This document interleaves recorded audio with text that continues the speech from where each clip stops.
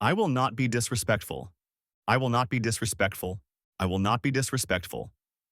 These were the words a young Tate Denham wrote, over and over and over.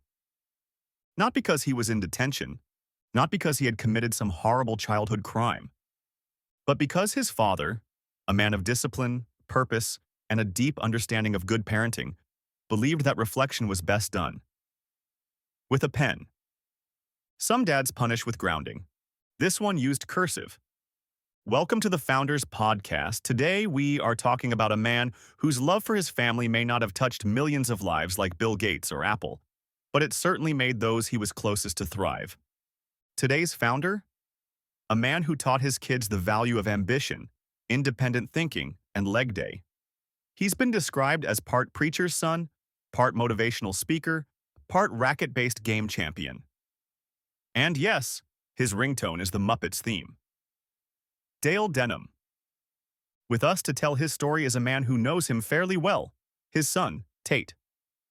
Tate, welcome to the show. Hey, David. Thank you so much for having me. I'm excited to be here, and I'm very thankful I'm able to share my personal story of my dad's impact. And we are excited to hear it. Let's start here. Your dad grew up as a preacher's son, with two older sisters who I recently learned would lock him in closets. What kind of foundation did that give him? And eventually, you?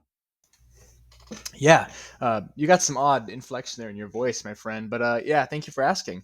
Um, it gave me a moral compass that I think could cut through steel.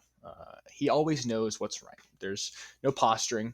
He's clear. He's grounded, and somehow he always knows what's best for me. Even when I hate that he's right, he does anything he can for his family. And I remember seeing him literally push two train doors open in the metro one day just to stay with us and make sure we were safe while traveling back from London. It's amazing what dad's strength can do. And despite being incredibly embarrassed in the moment, I mean, think it back. It's special to have someone like that in your life. Someone who's not gonna just lean back and let his family slide away on a train. Very well said. You're so well spoken, Tate. I made a note here. Dale cares for his family in every way, and makes sure to never let his work get in the way. But I'm also seeing that he couldn't have done it without Kim, who is described here as Yoga Mama. These two have been quoted as being directly responsible for all of their kids' best attributes. And he met your mom when they were young? Yeah, basically kids, and somehow they figured it out together. He worked his way through college while being an amazing partner to her, from what I understand. At least I wasn't born. It wasn't flashy, but it was incredibly intentional. That ambition, that work ethic he has. It's not loud, but it's very much there all the time. you, he worked way too much, and all to build a better life for his future family. He didn't have time off in his vocabulary, at least not until we were born. You've said your dad inspired your love of fitness. Where did that come from?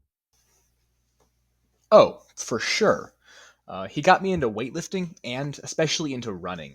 He always cared about taking care of your body, kind of like it was part of his purpose. And yeah, it stuck with me. I mean, look at me today. I'm incredibly fit, super strong, best athlete in all of Metro Atlanta area.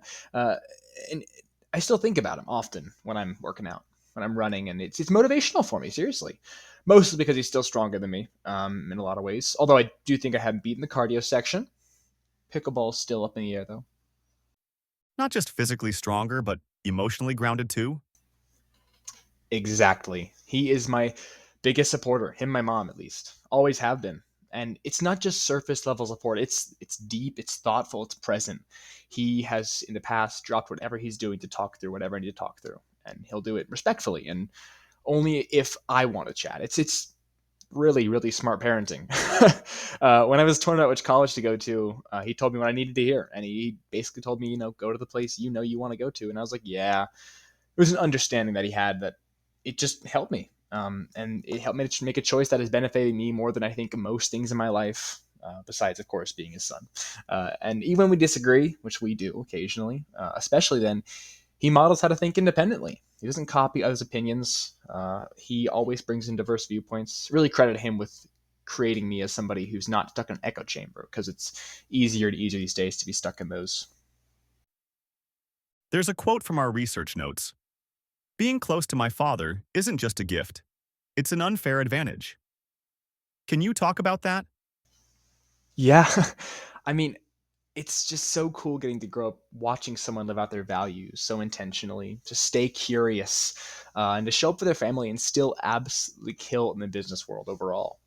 He motivates me to be a better businessman because he doesn't separate people from purpose. He's not networking, he's building real connections. He's not chasing money, he's living in line with his values. And I mean, beyond helping me acquire internships, connections, he models who I want to be one day and what kinds of impacts I want to have in people's lives. Just maybe not in the promo industry.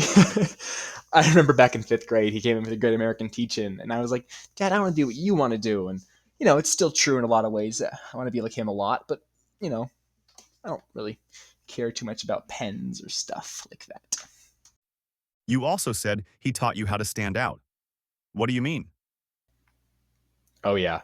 My dad does not try to blend in. He is unabashedly who he is. He's thoughtful, bold, and completely unwilling to be part of the crowd because it's easier. That just kind of rubbed off me the right way. He used to use a Samsung because he preferred it, until one day he changed to be more like a family, which I would argue is also a huge deal and a great thing about him. But he doesn't care if he's different. And in a lot of ways, that's shown me that I can be whoever the heck I want to be and do whatever the heck I want to do, and be proud of that. Final question. If you could describe your dad in just a few words, business style, how would you sum up his founding philosophy? Yeah, that's hard. Uh, I'd say purpose driven, people first, built to last. And yeah, he's got a pretty nice jawline. So sharp it could write code. That was an AI joke. I didn't write that one, but I needed to put a joke in there, I think. Thank you, Tate, for sharing your story. You are truly such an impressive individual. You also have the blondest hair in the family. And you're the funniest. Coolest, too. I love you, Tate. And to your dad, thank you for building something rare. A family shaped by integrity, thoughtfulness, and ambition that lifts others up. This has been the Founders Podcast. Tune in next week as we meet the woman who founded pickleball, Paula Pickle.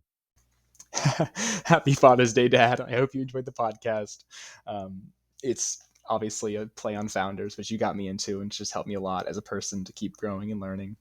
But seriously, I love you. It has been an absolute honor to be your son and grow up beside you, and to witness the awesome parenting you and mom do together. And it is I'm so lucky to have been born into this family, and I'm incredibly thankful. I love you, miss you very much. Happy Father's Day.